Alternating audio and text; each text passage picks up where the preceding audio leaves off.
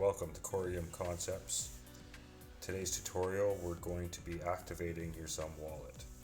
So we're going to assume your app is already downloaded, installed on your phone and ready for activation. If not, see the link in the description below for a tutorial to do so. The XRP ledger requires 10 XRP to activate your wallet. This helps prevent from spam accounts flooding the ledger. These remain your tokens but cannot be spent and will not show on your available balance. So for this example, we're going to move 20 XRP. 10 are going to be held in reserve, 10 are going to be usable.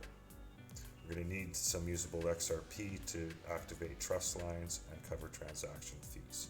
Each trust line is 2 XRP, so that'll give us an opportunity to move a few tokens around. At the top of the page, you're going to have your wallet name and wallet address, and a show account QR button. You can click on that. It's just going to open up a page to give you different options to share your address or copy it, so you can enter it at your exchange or ledger device, wherever you have some XRP to move to your wallet here. There's also at the bottom a create payment request link. I'll cover that in a separate video on advanced features, but it does have some very useful functions.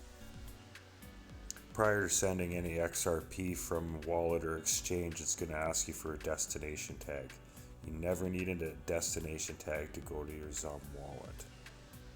You always need a destination tag to send to your exchange.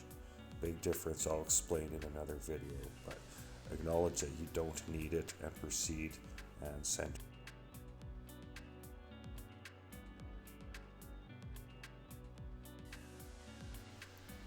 Okay, by now you should have hopefully received your XRP in your XUMM wallet, and you will have a balance showing of 10 XRP, and you click on that info button beside tokens there, and it will bring you to your balance screen where it explains where your balance is 20 XRP, available for spending is 10, total reserved is 10.